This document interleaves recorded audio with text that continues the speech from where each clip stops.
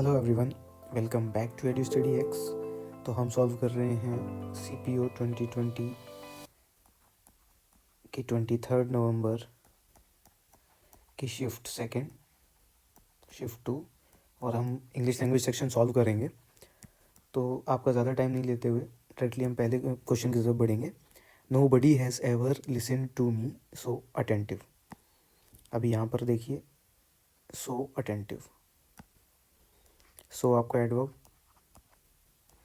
Attentive आपका adjective. वैसे तो इस सेंटेंस का फॉर्मेशन सही है कि जो आपका एडवर्ब है वो एडजेक्टिव को क्वालिफाई करता है, पर ज़रा भी आप सेंटेंस में नज़र मार लीजिए। Nobody has ever listened to me. आप सभी को पता होना चाहिए कि जो एडजेक्टिव है वो आपका रिप्लाई होता है कि व्हाट काइंड ऑफ। जैसे Mohan is a good man, तो गुड आपका एडजेक्टिव है। तो अब अगर आप देखें तो हम ये कह सकते हैं मोहन इज़ अ मैन। अभी जो आपका गुड है, Mohan is a man, what kind of, good. What kind of का रिप्लाई हो गया good.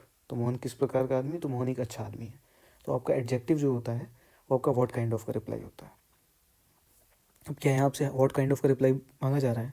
Mohan, nobody has ever listen to me what kind of, ये तो नहीं आपसे पूछा जा रहा है।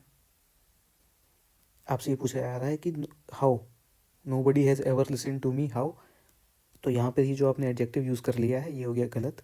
हमें यूज़ करना है एडवर्ब, तो होगा अटेंटिवली, अटेंटिवली। होप कर रहा हूँ सभी को समझ में आया होगा। सो अटेंटिव की जगह सो अटेंटिवली होगा। बढ़ेंगे नेक्स्ट क्वेश्चन की तरफ।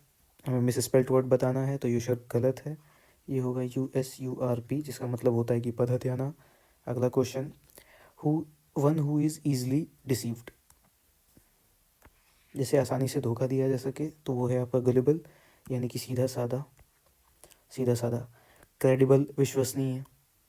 अग्रीएबल, प्लॉजिबल, कुछ भी नहीं होगा, आपका आंसर है gullible. Next question, one who changes side, sorry one who changes side, तो ये हो जाएगा आपका टर्न कोट। टर्न कोट यानी कि दल बदलने वाला, दल बदलू, दल बदलू।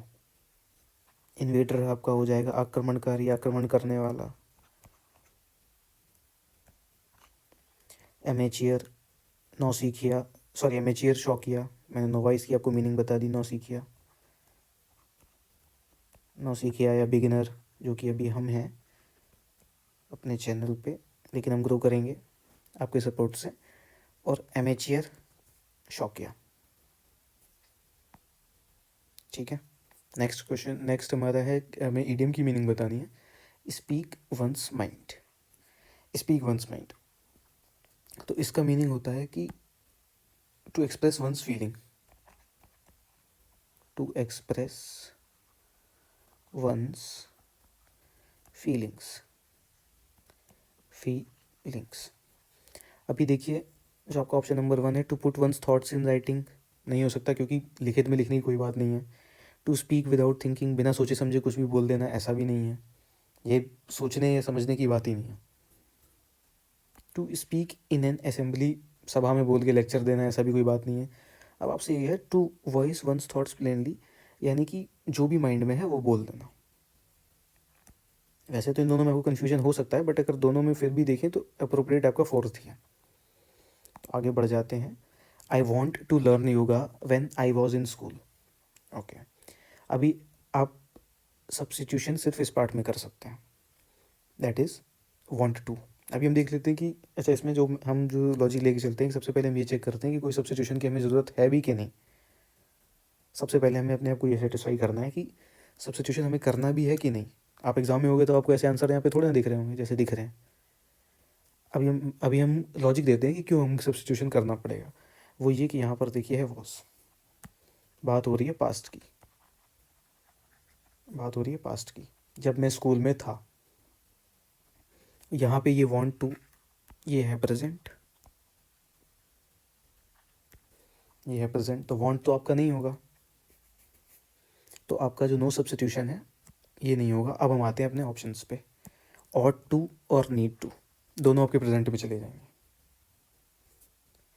आपका ऑप्शन सिर्फ बचेगा यूज टू, और वैसे भी यूज़ टू को हम अपनी पास्ट हैबिट्स के लिए यूज़ करते हैं, यानी कि पास्ट हैबिट्स को जब हमें रेफ़र करना होता है, पास्ट हैबिट्स, तो उसके लिए हम यूज़ टू जाते हैं। Used to, I used to play football when I was a kid. ऐसे कुछ भी आप कर सकते हो, जो भी आपकी पास्ट हैबिट है उसको एक्सप्लेन करने के लिए। ये सेंटेंस एक तरीके से और सही हो सकता था, वो ये कि यहाँ पर वांट ना हो करके वांटेड होता, तो भी सही हो जाता। वो कैसे? I wanted to learn yoga when I was in school, मतलब कि मुझे योगा सीखना चाहता था मैं, बट फॉर सम रीजंस मैं नहीं सीख पाया। तो अगर आप यहाँ पे वांटेड कर देते तो ये भी सही हो जाता, बट हमें ऑप्शन में यूज़ टू दिया था, तो यूज़ टू सही है। आगे बढ़ते हैं। What have you done to your hair, you are looking so odd. You are looking so odd, यहाँ पर हमें दिया एक एक्सप्लेनेशन मार्क, और अभी हमें 4 ऑप्शंस दिए, हमें मोस्ट अप्रोप्रिएट बताना है। देखिए, ब्रावो और हुर्रा, ये कोई खुशी की बात तो है नहीं, किसी सेलिब्रेशन की तो बात है नहीं। ब्रावो और हुर्रा दोनों हम सेलिब्रेशन के केस में यूज़ करते हैं। Bravo we won the match और hurrah we won the match. और बोदर का मीनिंग होता है परेशान होने के सेंस में, ठीक है। Don't bother, you don't bother, आप परेशान मत होइए, ऐसे कुछ। तो आपका जो ऑप्शन बचा वो है गुडनेस ग्रेशियस। और वैसे भी इसको सरप्राइज़ के लिए यूज़ करते हैं, क्या? सरप्राइज शो करने के लिए, सरप्राइज। और वही हमें सेंटेंस में शो करना है। यहाँ पर सरप्राइज ही हो रहा है। What have you done to your hair, अपने उसने बाल कुछ ऐसी अजीबो गरीब करा लिए होंगे, टिकटॉकर बन गया होगा बंदा वो, इस वजह से जिसने भी ये सेंटेंस बोला, जो भी हमारा स्पीकर है, वो सरप्राइज हो गया होगा। अभी आगे बढ़ जाते हैं। एंटोनिम हमको बताना है स्पिरिचुअल का। स्पिरिचुअल, आध्यात्मिक, आध्यात्मिक। हिंदी मेरी उतनी अच्छी नहीं है, शायद मैं सही लिख रहा हूँ वैसे तो जो आपका डिवाइन हो गया, सेक्रेड हो गया, और एथेरियल हो गया, इन तीनों का मीनिंग ऑलमोस्ट सेम हो जाता है। इन तीनों का मीनिंग ऑलमोस्ट सेम हो जाता है, यानी कि भगवान के सेंस में हो जाता है, पवित्रता के सेंस में हो जाता है। सेक्रेड पवित्र, डिवाइन रिलेटेड टू गॉड, और एथरियल भी का मीनिंग भी होता है समथिंग अनरियल। अनरियल, सॉफ्ट, ये सब मीनिंग होते हैं एथरियल के। कुल मिला के आपको स्पिरिचुअल का एंटोनिम बताना है, तो वो है मटेरियल, यानी कि भौतिकता, भौतिकवादिता, या ये कुछ ऐसे कुछ भी कह सकते हो आप, मोह माया। इसीलिए मटेरियल आपका हो जाएगा आंसर। अभी बढ़ जाते हैं, हमको सिनोनिम बताना है कैटेस्ट्रॉफ। कैटेस्ट्रॉफ का मीनिंग होता है आपका डिज़ास्टर, सिनोनिम होता है डिज़ास्टर। डिज़ास्टर, विपदा। अब देखिए ऑप्शंस पे आ जाते हैं। रेस्ट्रेंट, प्रॉस्पेरिटी, और एक्सपेंशन। एक्सपेंशन मतलब हो गया किसी बढ़ाना, फैलाना। कोई सिटी है, उसको हमने एक्सपेंड कर दिया, ये हो गया आपका एक्सपेंशन, ठीक है। प्रॉस्पेरिटी, सॉरी गलत लिख दिया मैंने। प्रॉस्पेरिटी, फलना फूलना, फलना फूलना, कंस्ट्रक्शन के सेंस में जाएगा प्रॉस्पेरिटी, प्रॉस्पर। और रिस्ट्रेंट होता है, restrain, self control, self control. तीनों मैंने मीनिंग आपको बता दी, वरना वैसे तो पता ही रहता है कि जो कैटेस्ट्रॉफ है उसका सिनोनिम होता है कैलेमिटी, मिसफॉर्च्यून, यही सब सिनोनिम्स आते हैं आपके कैटेस्ट्रॉफ के। आपको याद होने चाहिए सिनोनिम्स। फिर भी अगर आपको मटेरियल चाहिए तो आप हमारे टेलीग्राम चैनल पर जाइए, वहाँ पर सिलेक्शन सीरीज़ के नाम से सिलेक्शन सीरीज़ मेरी चल रही है, उस पर PDF आपको मिल जाएंगे सारे के सारे। उसमें आपको बहुत सारे सिनोनिम्स, एंटोनिम्स, जो भी प्रीवियस ईयर के अभी तक के जो हैं वो सारे के सारे मिलेंगे। आप वहाँ से डाउनलोड कीजिए और पढ़िए। अभी आगे बढ़ते हैं। She has inherited her fondness slash from her parents. अभी इस चीज़ में अब अभी आपको इस सेंटेंस में एक चीज़ ध्यान देने वाली है, वो ये है कि यहाँ पर जो वर्ड है ना, फॉन्डनेस के बाद हमें अपने एक कोई प्रपोजिशन इंसर्ट करना है यहाँ पर। अब हम ऑप्शन देखेंगे, सारी की सारी प्रपोजिशन है, टू, एट, फॉर, बाय। अब जो आपका फॉन्ड, एक वर्ड होता है आपका फॉन्ड, और हमें यहाँ पर गिवन है फॉन्डनेस, फॉन्डनेस। दोनों में डिफरेंस ये है कि ये है आपका एडजेक्टिव और ये है आपका नाउन। यह आप सिंपली बस याद कर लीजिए कि फॉन्ड के साथ आप हमेशा ऑफ यूज़ करेंगे और फॉन्डनेस के साथ हमेशा आपका आएगा फॉर। ये एज ए रूल आप याद कर लीजिए। वैसे रूल को मैं ज़्यादा विश्वास रखता नहीं, बट इस चीज़ को आप एज ए रूल याद कर लीजिए। इसीलिए यहाँ पर फॉन्ट के साथ हम फॉर यूज़ करेंगे। टू, एट, बाय ये सब कुछ नहीं आएगा। नेक्स्ट हमारा question, the doctor made his patients for long. अब आप इसमें इस वर्ड पे ज़्यादा ध्यान दीजिए, मेड। मेड हो गया या मेक हो गया। ये जो आपका केस है ना, ये है कॉजेटिव वर्ब का। यहाँ पर वर्ब है, यहाँ पर ये देखिए, डॉक्टर खुद वेट नहीं कर रहा है। जो डॉक्टर है वो खुद वेट नहीं कर रहा है, वो क्या कर रहा है, वेट करवा रहा है। किसको? पेशेंट्स को। डॉक्टर पेशेंट्स को वेट करवा रहा है, खुद वेट नहीं कर रहा है। तो ये जो वर्ब है ना, मेड, इसे हम पॉजिटिव बना रहे हैं, पॉजिटिव बना रहे हैं। जैसे कि अगर ये हो जाता, आई मेड अ हाउस, ठीक है, इसमें तो मैं खुद डूअर हूँ, मैंने ही घर बनाया, ये मैं हूँ और मैंने ही ये घर बनाया, ठीक है, तो मैं खुद डूअर हूँ। बट अगर इसी की जगह हम ये करें, sorry, I made the mason build house. अब यहाँ पर ये क्या है, यहाँ पर ये है कि जो मैसन है उसने घर बनाया, बट मैंने बनवाया, मैं ये पॉजिटिव बनाया, मैंने मेड से पॉजिटिव बनाया इसको कि मैंने बनवाया। अब बनवाने का सेंस देने के लिए हमने इस वर्ब को बनाया पॉजिटिव।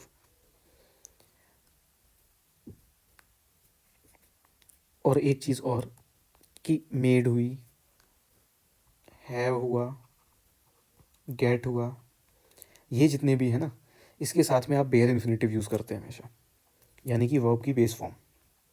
जैसे कि ये होता है ना, टू प्लस वर्ब की first form, two plus verb की फर्स्ट फॉर्म जो ये होती है, ये, इसको हम बोलते हैं इन्फिनेटिव। इसको हम क्या बोलते हैं, इन्फिनेटिव। इसको हम बोल देते हैं इन्फिनेटिव, ओके। और यही चीज़ अगर हम ऐसे सिंपल रखते हैं, वर्ब की फर्स्ट फॉर्म जो हम इस केस में यूज़ कर रहे हैं, उसको हम बोलते हैं बेयर इन्फिनेटिव, बेयर इन्फिनेटिव। अब अगर हम अपना सेंटेंस पढ़ें तो ये है कि डॉक्टर हमारा डूअर नहीं है, डूअर हमारे पेशेंट्स हैं। यानी वेट कौन कर रहा है, पेशेंट्स वेट कर रहे हैं। और हमने यूज़ किया है मेड पॉजिटिव बनाने के लिए, तो इसलिए हमें जो वर्ब है उसका बेस फॉर्म यूज़ करना पड़ेगा, बेयर इन्फिनेटिव में लिखना पड़ेगा इसको। इसीलिए हमारा आंसर यहाँ पे वेट है। अगर शायद यहाँ पे वर्ब कुछ और होती, डॉक्टर ऑफन मेड, इसकी जगह अगर हम कुछ और वर्ब यूज़ करते तो एक बार आंसर आपका टू वेट हो सकता था।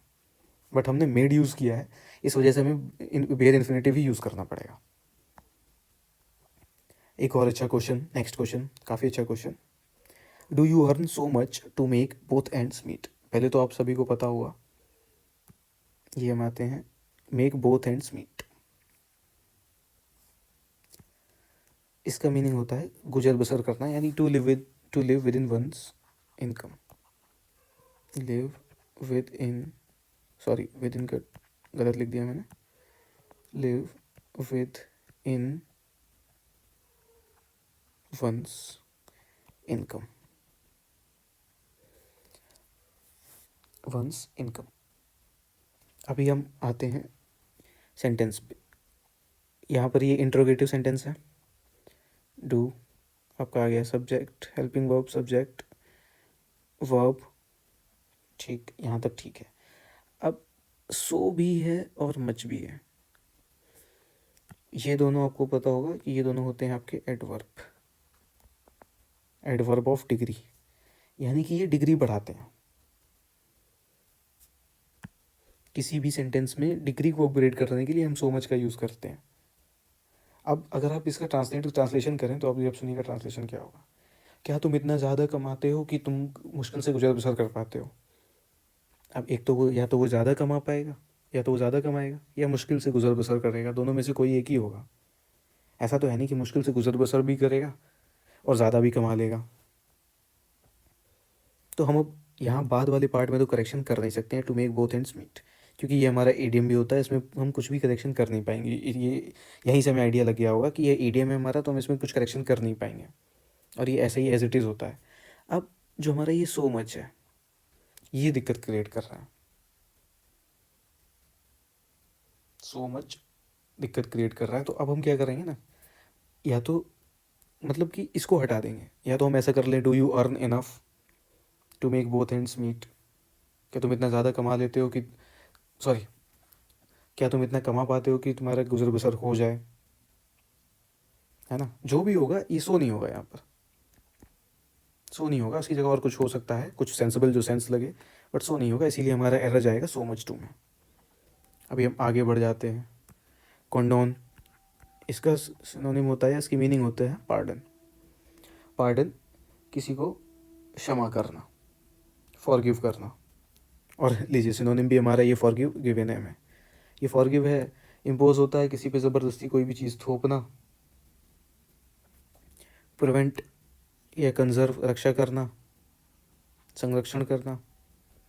फॉरबिड, मना करना। डिसअप्रूव, ऐसे कुछ भी ये हो सकता है। इस तो कंडोन का आपका जो सिनोनिम जाएगा वो जाएगा फॉरगिव। एक और हमारा एंटोनिम आ गया इम्प्यूडेंट, यानी कि ढीठ, निर्लज, रूड। तो हम कर लेते हैं भाई रूड। रूड हो गई इसकी मीनिंग। अब ये देखिए आप, एरेंट, ब्रेजन और बेलेटेंट, ये तीनों ही की तीनों ना इम्प्यूडेंट के सिनोनिम है। इन सभी का मतलब कहीं ना कहीं हो जाता है कि कुख्यात, डिफेम्ड, बेशर्म, ऊदमी, एक्सेट्रा एक्सेट्रा, ये सब इनके मीनिंग्स होते हैं। तो इस क्वेश्चन में अगर ऐसा होता ना कि ये दो मीनिंग इम्प्यूडेंट और मॉडेस्ट, ऐसी हमारी मीनिंग होती कि हमें पता ही नहीं होता कि इन दोनों की मीनिंग क्या है, बट हम ये देख पा रहे हैं कि जो आपका एरेंट, ब्रेजन और बेलेटेंट, ये तीन ब्लेटेंट, ये तीनों ही तीनों आपस में सिनोनिम्स हैं। ये तीनों सिनोनिम्स हैं, तो ये तो आंसर होंगे ही नहीं। तो आंसर सिर्फ आपका ये होगा मॉडेस्ट। अब हमें क्योंकि पता भी है मॉडेस्ट का मतलब होता है नोबल, तो इसीलिए ये आपका एंटोनिम हो जाएगा इम्प्यूडेंट का। और हम आगे बढ़ जाएंगे। नेक्स्ट क्वेश्चन है, हमें वन वर्ड बताना है, a person with same name as another. तो इसका आंसर तो भाई नेम से एक ही होता है। अभी मैं आपको बाकी मीनिंग चाहिए तो बता देता हूँ। इम्पोस्टर, जो किसी और का नाम ले करके, जो किसी और का नाम यूज़ करता है, यानी कि फेक बोल सकते हो आप, नकली बोल सकते हो, ढोंगी बोल सकते हो, ढोंगी विल बी अप्रोप्रिएट, ढोंगी। एंसेस्टर, पूर्वज। एलियास, अच्छा एलियास का ये, एलियास मतलब सेकंड नेम किसी का। जैसे कि फॉर एग्जांपल हमारे एक फ्रेंड हैं, उनका मैं भी नाम नहीं बता सकता, फ्रेंड हैं, और उनको मैं एज ए डॉक्टर, और उनको डॉक्टर साहब भी बोलता हूँ। तो my friend suppose that Ramesh, Ramesh alias doctor साहब। जो आप हिंदी में उर्फ पढ़ते हैं ना, उर्फ, सलीम उर्फ छोटा छतरी, तो वो जो उर्फ है उसको उसको इंग्लिश में एलियास बोलते हैं, इलियास के तौर पे रेफ़र करते हैं। तो अभी आगे बढ़ गए हम, क्वेश्चन नंबर हम आ गए 16 पे। The Amazon is the world's largest tropical rain forest. यहाँ पर अमेजोन की बात हो रही है, अमेजोन के जंगल की बात हो रही है। It is the size of continent of Australia. अच्छा, यानी कि साइज़ को कंपेयर किया जा रहा है ऑस्ट्रेलिया, ऑस्ट्रेलिया के से। अच्छा नहीं, सॉरी, कंपेयर नहीं कर रहे हैं, हम यहाँ पे एडवर्ब यूज़ कर रहे हैं।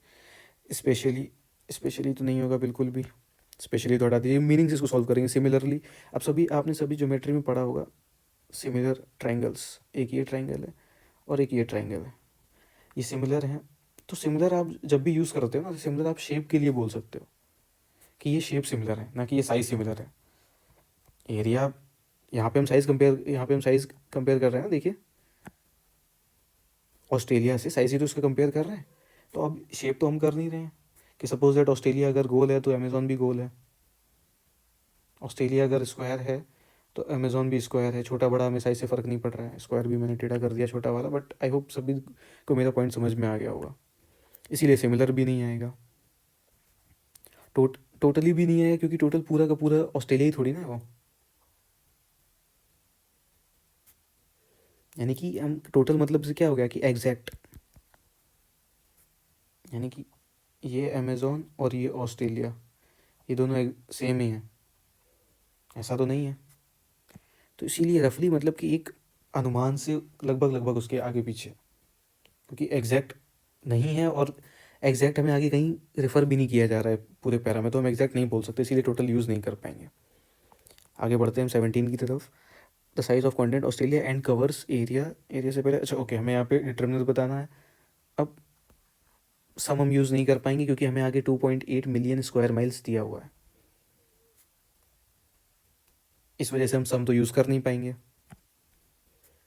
अब एरिया के अकॉर्डिंग देख लीजिए, ओ एरिया के अकॉर्डिंग, क्योंकि एरिया में आगे ए है इसीलिए आपका आर्टिकल आ जाएगा एन। मुझे लग रहा है कि आर्टिकल में भी किसी को डाउट होगा कि कब हम ए यूज़ करते हैं, कब एन यूज़ करते हैं। एन अम्ब्रेला होता है और आई याक होता है, सबको पता ही होगा। फिर आगे, the Amazon rain forest get its life from the dash Amazon river which runs through the heart. Okay, तो अब यहाँ पे फिर हमें अप्रोप्रिएट वर्ड ढूंढना पड़ेगा। देखिए मैग्नेटिक तो होगा नहीं, साइंस की बात नहीं हो रही है, कोई भी ध्रुवीकरण की बात नहीं हो रही है, इसलिए मैग्नेटिक होगा नहीं।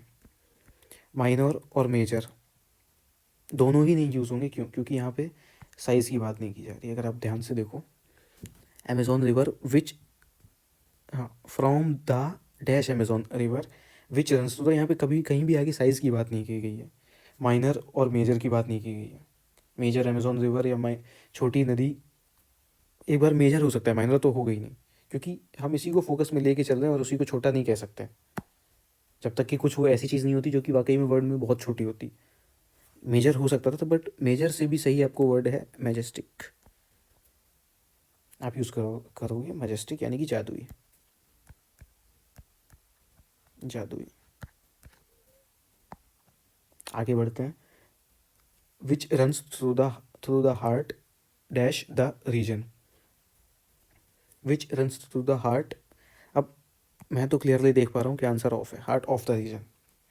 अब heart on the, which runs through the heart on the region, यानी कि ये रीजन है, ठीक है, और रीजन के ऊपर ये हार्ट है और ये यहाँ से गुजरती है। ऑन से तो यही मतलब आ जाएगा, इसीलिए ऑन तो आपका आंसर होगा नहीं। इन हम देख लेते हैं, हार्ट इन द रीजन, यानी कि अब इसमें ये हो गया कि ये रीजन है, इसके अंदर हार्ट है और ये इस हार्ट के बीच में से गुजरती है, तो भाई अंडरग्राउंड थोड़ी ना गुजरती है, ये भी नहीं होगा। हार्ट एट द रीजन, यानी कि रीजन यहाँ पर क्या है ना कि कैसे एक्सप्लेन करूँ मैं आपको, मैं मतलब अगर एट आ जाएगा ना तो यानी कि एक स्पेसिफिक जगह है, ये रीजन है, इस रीजन में कोई स्पेसिफिक जगह है, यहाँ हार्ट है और इसके बीच से निकल जाती नदी। यहाँ पे हमें ये भी नहीं बोलना है, हार्ट ऑफ द रीजन, इसीलिए हमारा आंसर सिर्फ ऑफ हो पाएगा। द रेन फॉरेस्ट, चलिए अब हम लास्ट अपना करेंगे।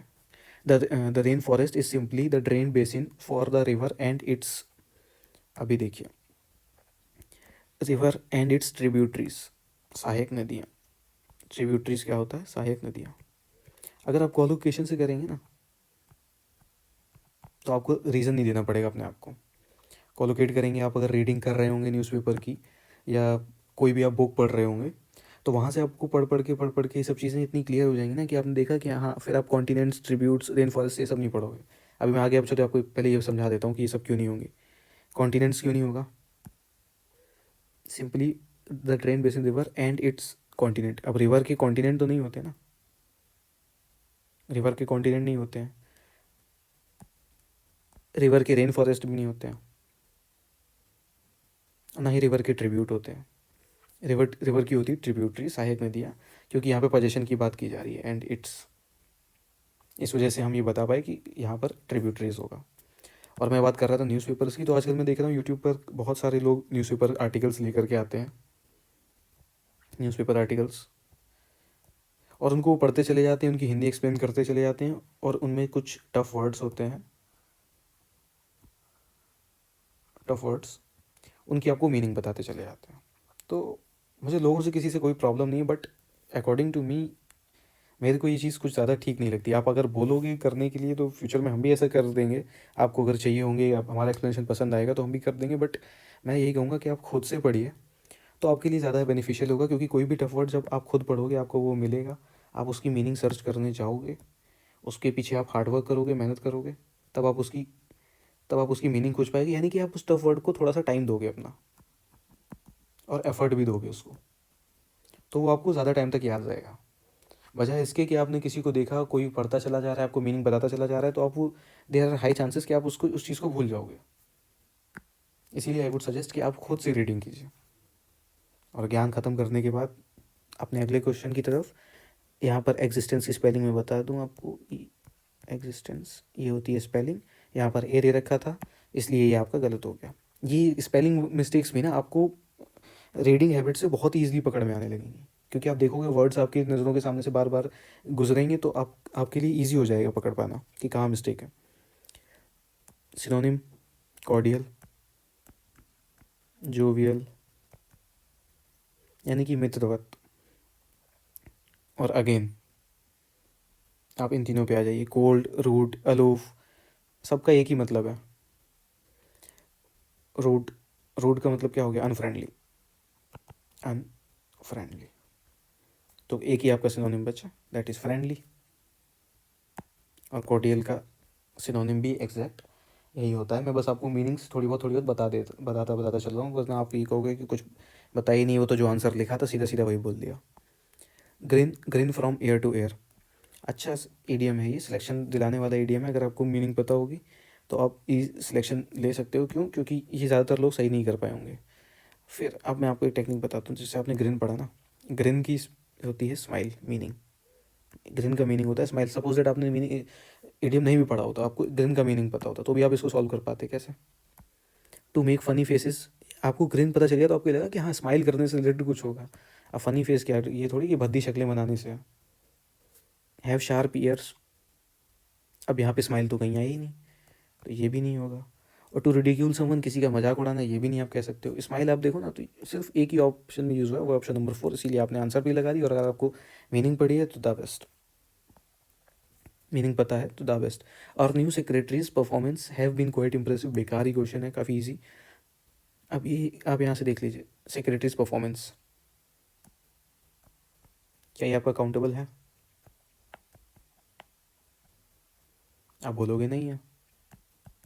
अब जब ये काउंटेबल नहीं है तो इसके साथ में प्लूरल वर्ब कैसे आ गई? आपका हैज़ हो जाएगा, इसीलिए आपकी एरर होगी पार्ट नंबर 3 में।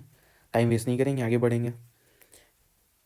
Miss spelt word, infinity, infinitely, ये अलग ही, कुछ अलग ही वर्ड बना दिया एसएससी ने। अब या तो भाई मुझे पता है कि इनफाइनाइट होगा, या तो इनफाइनाइटली होगा, सॉरी, या तो आप ये कर दो या इन्फिनिटी कर दो, INFINITY। ये दो वर्ड होते हैं कुछ ऐसे, बट ऐसा कोई वर्ड मैंने तो नहीं पढ़ा। अभी आगे, प्रेस्टीज, प्रेस्टीज का मेंटोनिम बताना है, सम्मान, प्रेस्टीज का सम्मान, डिसरिगार्ड, अपमान। और मैं देखता जा रहा हूँ कि सीपीयू में ऐसा ही हो रहा है कि ये तीन ऑप्शन ना आपस में सिनोनिम ही निकल रहे हैं। यहाँ भी देखिए सिनोनिम ही है ये, जिसका मतलब होता है डिग्निटी, सम्मान, रेप्यूटेशन से बना है सम्मान, या रेप्यूटेशन इससे बना है, कुछ भी कह सकते हैं आप। रिनोन, जान पहचान, अगर इसी में ईडी लगा दे, रिनोन पर्सन यानी कि सम्मानित व्यक्ति। आगे बढ़ चलते हैं। Know like the back of one's hand, अभी इस ईडियम में कुछ एक्सप्लेन करने के लिए है नहीं, इसकी तो आपको भाई मीनिंग ही पता अगर है तो ही काम चल पाएगा। That is to have detail knowledge of something, किसी के बारे में, किसी भी चीज़ के बारे में संपूर्ण ज्ञान होना। इसको आप कहीं से भी कोई भी वर्ड पकड़ के हम नहीं इसको सॉल्व कर पाते, तो आपको ये तो इतना तो याद करना ही पड़ेगा। आगे बढ़े, वॉकिंग ऑन थिन आइस, ये काफ़ी ईजी है, इसको हम कर सकते हैं। अगर हमें नहीं पता तो हमने तुरंत मीनिंग लगा लिया कि हाँ थिन आइस की बात हो रही है, यानी कि ये ऐसी थिन आइस। थिन आइस कहाँ पे होती है? थिन आइस होती है बर्फ़ वाली जगहों पे। और इसको किस सेंस में बताया जा रहा है मैं बताऊँ कि थिन आइस होती है, नदी होती हैं जो हमारे बर्फीली जो जगह होती है, वहाँ पे जो नदी होती है वो जम जाती है। तो जहाँ पर ये जो इसकी लेयर होती है ना, ये पतली होती है, वहाँ पर अगर आप चलोगे तो आप नीचे जा सकते हो, तो आपकी जान को खतरा है। ठीक, हम ऑप्शन पे आते हैं। वॉकिंग केयरफुली नहीं होगा, डूइंग समथिंग रिस्की, इस पर अगर आप चल रहे हो तो आप कुछ, सॉरी, अगर आप इस पर चल रहे हो तो रिस्क ले रहे हो, तो हम यहाँ से सेंस लगा करके अपना ऑप्शन टिक कर पाएंगे। और फिर भी मीनिंग पता है तो बहुत ही बढ़िया, ये जो आपका इतना दिमाग लगाने का टाइम है ये वेस्ट नहीं होगा। सॉरी, ये पेन कुछ ज़्यादा ही अपने आप ही चल रहा है, एडवांस हो रहा है पेन भी। वाह, लग रहा है हम ही पीछे रह रहे, सब कुछ एडवांस हो गया। तो आगे हमारा क्वेश्चन क्या है? The young man lifts weights at the gym when he pulled a muscle. ये पार्ट है, हम सिर्फ इसमें इम्प्रूवमेंट कर सकते हैं। अभी ये गलत क्यों है, हमें अपने आप को सबसे पहले ये सेटिस्फेक्शन देना है अपने आप में कि ये गलत क्यों है। वो गलत इस वजह से है क्योंकि ये जो आप क्लॉज पढ़े, when he pulled a muscle, adverb clause, time की क्लॉज। अब पुल्ड से आप देख लीजिए, ज़्यादा टेक्निकल टर्म्स में कंफ्यूज नहीं करूँगा, पुल्ड से देख लीजिए पास्ट है, और ये तो यहाँ पे भैया प्रेजेंट इंडेफिनिट है। ये पास्ट और ये प्रेजेंट, ऐसा कैसे हो सकता है? और आप सेंटेंस को जोड़ भी रहे हो व्हेन से, तो आपको डिग्री तो सेम करनी पड़ेगी ना। कोई भी दो सेंटेंस जो आपस में ऐड होते हैं, उन्हें हम किसी कंजंक्शन से जोड़ते हैं, तो उनकी डिग्री सेम होनी चाहिए। यानी कि ये प्रेजेंट में है तो ये भी प्रेजेंट में होना चाहिए। कंडीशन या बहुत सारी चीज़ें, वो बात एक अलग है, तो कंडीशनल चीज़ें अलग हो गई, बट ये एक सिंपल सेंटेंस है, इसमें आपको दोनों को सेम करना पड़ेगा। अब यानी कि हमें यहाँ पर पास्ट में वर्ब जो हमारा है वो पास्ट में होना चाहिए, तो हमारा नो सब्स्टिट्यूशन तो आंसर होगा नहीं। अब ऑप्शन पे आ जाते हैं। इज़ लिफ्टिंग और हैज़ लिफ्टेड दोनों ही प्रेजेंट में है, बचा हमारा ऑप्शन एक, वॉज लिफ्टिंग, तो वही हमारा हो जाएगा आंसर। अब नेक्स्ट क्वेश्चन है हमारा, हमें एंटोनिम बताना है एक्सएस्परेशन का। तो एक्सएस्परेशन का होता है इरिटेशन, इरिटेशन। और ऊपर के सभी सिनोनिम एंटोनिम्स की तरह इसमें भी ये तीन जो ऑप्शन है, तीनों के तीनों सिनोनिम है, इनका मतलब होता है इरिटेशन। इरिटेशन ही होता है, सिर्फ हमारा एक बचा, वो है enjoyment.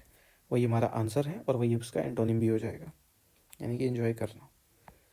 He wandered what was the reason for her refusal to accompany him। Okay, तो हमारे जो WH टाइप वर्ड्स होते हैं ना,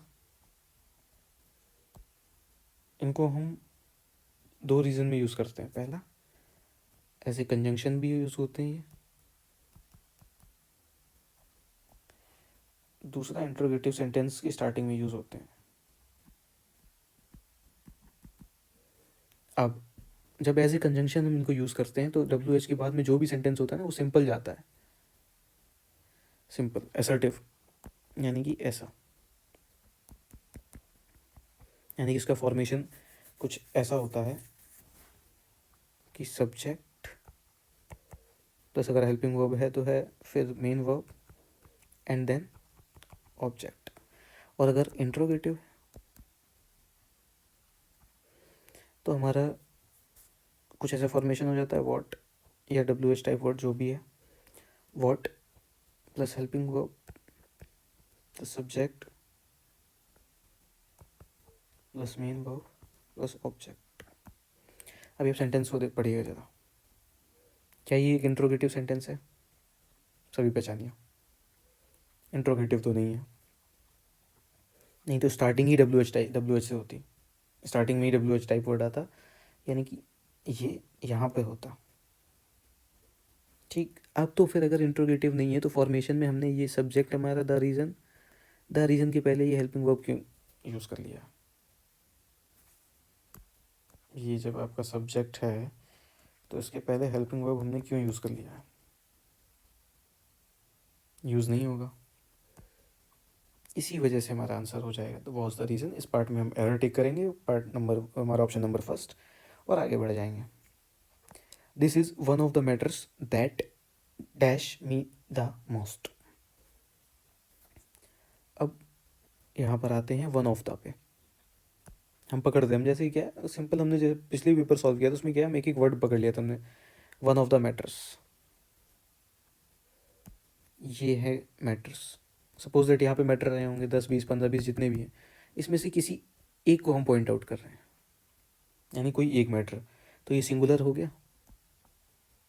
मैं बस एक्सप्लेन कर रहा हूँ, वरना मोस्टली लोगों को पता ही होगा कि वन ऑफ द के आगे जो भी आता है वो सिंगुलर हो जाता है। वन ऑफ द मैटर्स लिखा उसको प्लूरल जाता है, बट वो as a whole count singular होता है। वन ऑफ द में सब्जेक्ट जो भी होता है सिंगुलर होता है, तो ये मैटर अभी सिंगुलर है, अब हमें इसके बाद यूज़ क्या करना है, हमारे ऑप्शंस दिए वर्ब्स सारी। अभी आगे आ जाते हैं। हैज़ डिस्टर्ब, ये क्यों नहीं होगा? क्योंकि ये परफेक्ट फॉर्म सही नहीं है, यहाँ वर्ब की थर्ड फॉर्म होनी चाहिए। डिस्टर्ब्ड हो जाता तो ये हमारा ऑप्शन, तो ये आंसर हमारा बिल्कुल सही हो जाता। This is one of the matters that has disturbed me the most, ये बिल्कुल सही हो जाता अगर यहाँ पर हमें वर्ब की थर्ड फॉर्म होती, लेकिन यहाँ पे ऐसा हमें दिया तो है नहीं, इसीलिए ऑप्शन हमारा रॉन्ग हो गया। अब आर डिस्टर्बिंग, मैंने जैसे कि अभी आपको बताया कि ये है सिंगुलर, ठीक। अब सिंगुलर है तो उसके साथ आर आर तो आ नहीं सकता है, आर नहीं आएगा ना, इस आ सकता है, सिंगुलर है तो आर नहीं आएगा, आर आर आता है प्लूरल के साथ, इसलिए ये भी गलत हो गया। अब इसमें अच्छा इस ऑप्शन को भी देखते हैं, इसमें तो इस भी गिवन है, आप कहोगे इज डिस्टर्ब्ड। तो एक चीज़ ये बताइए, अगर आप ये कर दोगे ना बी प्लस वर्ब की थर्ड फॉर्म, तो ये पैसिव फॉर्म नहीं हो जाएगी? सॉरी बी ई है, तो ये पैसिव फॉर्म नहीं हो जाएगी? और पैसिव फॉर्म में मैं ज़्यादा आप कन्फ्यूज़ ना हो, फिर भी एक्सप्लेन कर दे रहा हूँ कि जो सब्जेक्ट है वो डूअर नहीं होता है पैसिव फॉर्म में। Subject is not doer, subject जो है वो नॉट डूअर होता है पैसिव फॉर्म में। अगर ये पैसिव फॉर्म में है तो मैटर मुझे डिस्टर्ब करता है ना, या मैं मैटर को डिस्टर्ब करता हूँ? सेंटेंस तो ये कहना चाहता है ना कि ये मैटर मुझे डिस्टर्ब करता है। तो अगर ये पैसिव फॉर्म हो जाएगी तो उसका मतलब ये हो जाएगा कि मैं मैटर को डिस्टर्ब करता हूँ, तो ये सेंस गलत हो जाएगा हमारा, इसीलिए ये नहीं होगा। आपका आंसर हो जाएगा डिस्टर्ब्स, एग्जैक्ट फिट होगा हमारे सेंटेंस में। आगे बढ़ेंगे। I remember a friend of friend, देखिए मैं आंसर ही बोल रहा हूँ, a friend to me buying several pairs of shoes at a sale. अब इस पूरे सेंटेंस को मैंने एक बार में पढ़ा, मुझे कोई समझ में आ गया, कहीं एरर नहीं है एरर इस पार्ट में। अ फ्रेंड टू मी, इसलिए नहीं कि मैं मुझे दिख रहा है इसलिए, क्योंकि पढ़ते हुए क्लियर हो रहा है। अ फ्रेंड टू मी नहीं होगा, हमें पोजेशन शो करना है। ये जो फ्रेंड है इसके साथ हमें पोजेशन शो करना है, तो हमें पोजेशन शो करने के लिए यूज़ करना पड़ेगा a friend of mine, a friend of mine, a friend of mine. I remember a friend of mine buying several pairs of shoes at a sale, ये हमारा हो जाएगा करेक्ट फॉर्म, तो इसीलिए हमारी होगी एरर। आगे बढ़ते हैं। एंटोनिम बताना है डिसहार्टन का। डिसहार्टन का सभी को पता होगा, निराश, हताश, ठीक। निराश करना होता है, वर्ब होती है डिसहार्टन, निराश करना होता है। अब अगर इसका एंटोनिम आप हो जाएगा तो एंटोनिम हो जाएगा एनकरेज, प्रोत्साहित करना, प्रोत्साहित करना, करना। जल्दी जल्दी क्वेश्चन सॉल्व करेंगे, आगे बढ़ेंगे ताकि वीडियो लंबा ना हो और आपका भी टाइम ज़्यादा कंज्यूम ना हो जाए, पता चला वीडियो देखते देखते सारा टाइम कंज्यूम हो गया। A person who is unduly anxious about his her health, okay हमें यहाँ पे वन वर्ड बताना है, who is unduly anxious about his her health, तो आपका आंसर हो जाएगा वैलेट्यूडिनेरियन, वैलेट्यूडिनेरियन। अब अच्छा इसकी बात आ जाए कि डिसिप्लिनेरियन की मीनिंग क्या होती है, तो आप यहीं पर ना a person who is unduly x, हाँ इतने सारे वर्ड्स हो गए मैं कंफ्यूज हो गया, सॉरी।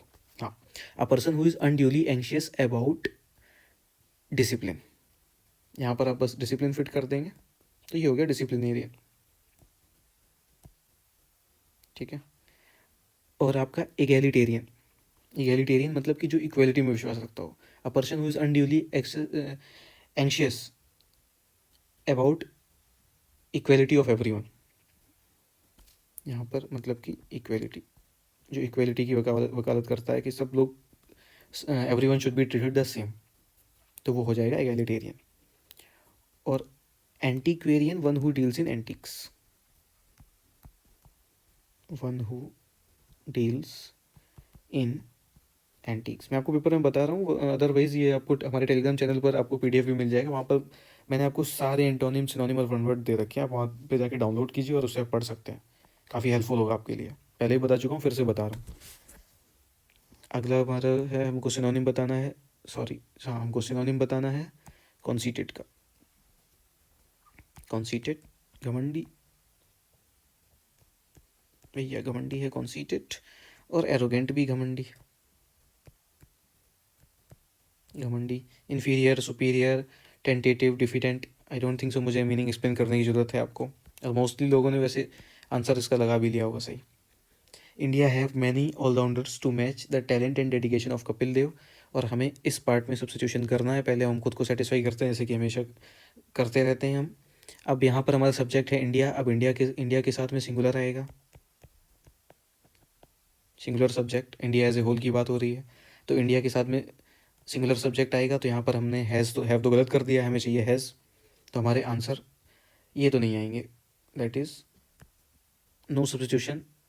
ये यहाँ पर भी हैविंग है, तो ये भी नहीं होगा। अब आते हैं हैज़ अ फ्यू और हैज़ मच। अब आगे आप पढ़ें तो ऑलराउंडर्स की बात हो रही है, ऑलराउंडर्स की बात हो रही है। और इसी वजह से ऑलराउंडर्स आपका क्या है, ऑलराउंडर्स काउंटेबल है ना। तो जो आपका लिटिल है, लिटिल और मच दोनों हम अनकाउंटेबल के केस में यूज़ करते हैं, अनकाउंटेबल। और मैंने पिछले वीडियो में few, uh few, the few ये सब बताया भी था आपको। फ्यू हमेशा हम काउंटेबल के केस में, काउंटेबल नाउन के केस में यूज़ करते हैं। तो अब ऑल राउंडर्स हैं आपके काउंटेबल, इसी वजह से, लिटिल की वजह से आपका ऑप्शन नंबर 2 रॉन्ग हुआ था। तो हैज़ फ्यू आपका सिर्फ आंसर हो जाएगा। मच तो हो नहीं पाएगा, क्योंकि यहाँ पे हमें काउंटेबल नाउन दिया है। आगे बढ़ते हैं। She walked among me greeting me. ये मुझे पढ़कर हंसी आ गई कि एमंग मी यहाँ पर कोई डिस्ट्रीब्यूशन की बात ही नहीं हो रही है, उसकी वॉक को डिस्ट्रीब्यूट तो नहीं किया जा रहा है ना, तो एमंग मी तो नहीं होगा।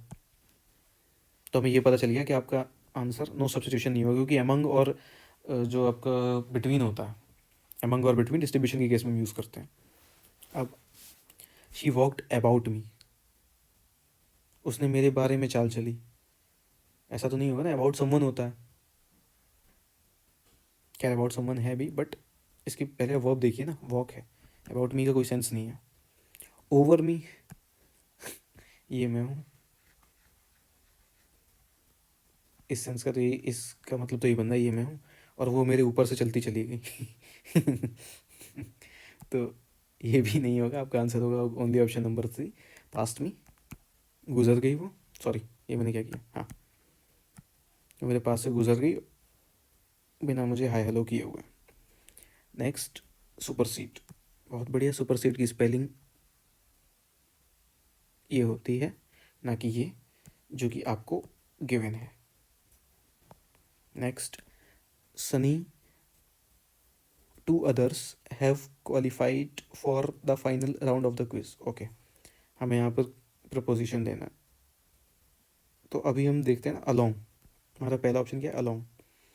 अब अलोंग क्या डायरेक्शन की केस में यूज़ होता है।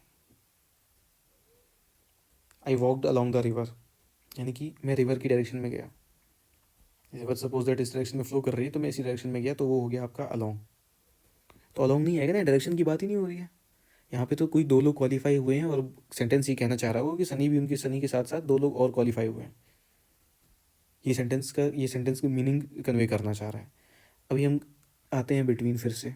बिटवीन अगेन अगेन मैंने ऊपर बताया था, जैसे कि आपको बिटवीन है डिस्ट्रीब्यूशन के केस में यूज़ होता है, डिस्ट्रीब्यूशन या डिफरेंस।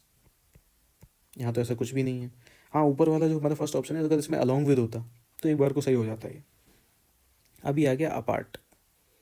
अपार्ट क्या है कि किसी चीज़ को हम दो हिस्सों में थोड़ी ना कर रहे हैं, एक पार्ट ये, एक पार्ट ये दो हिस्सों में तो किसी चीज़ को हम डिवाइड कर नहीं रहे हैं, इसीलिए अपार्ट भी नहीं आएगा। आपका आंसर होगा बिसाइड्स। इसका मतलब होता है in addition to, in addition to, in addition to, किसी के अतिरिक्त, यानी सनी के अतिरिक्त भाई दो लोग और चले गए। When challenged the man had no answer for his actions. हमारे पास पार्ट है वैन चैलेंज्ड, जिसमें कि हमें इम्प्रूवमेंट करना है या नहीं करना है ये बताना है।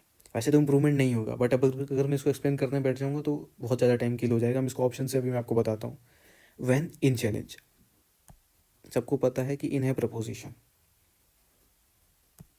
इन है प्रपोजिशन, और चैलेंज ना, ये चैलेंज आपका एडजेक्टिव भी होता है और वर्ब भी होता है, वर्ब भी होता है। अब अगर आप प्रपोजिशन के बाद में एडजेक्टिव यूज़ कर दोगे तो आपको इसके बाद में चाहिए नाउन, तभी तो आपका फॉर्मेशन सही होगा।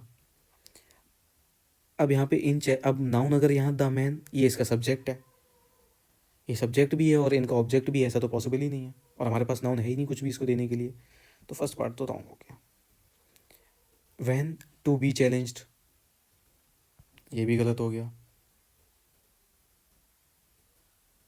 अब वाइल चैलेंजेस, अब जो ये चैलेंजेस है ना, इसका मीनिंग होता है डिफ़िकल्टीज़, डिफ़िकल्टीज़, और वाइल को ना ड्यूरिंग के सेंस में हम यूज़ करते हैं। तो क्या सेंटेंस हमारा ये कहना चाह रहा है कि during difficulties the man had no answer for his actions, यानी कि कठिनाइयों के बीच में उसने जो भी किया उसके पास उसका कोई जवाब नहीं है, ऐसा तो नहीं। यानी कि जो सेंटेंस हमारा कन्वे करना चाह रहा है वो ये है कि जब उससे पूछा गया कि भाई उसने कुछ सपोजेट कुछ काम किया, ये काम है, उसने कुछ काम वो कर दिया, जब उससे पूछा गया कि आपने क्यों किया, तो उसके पास कोई आंसर नहीं था इस चीज़ का।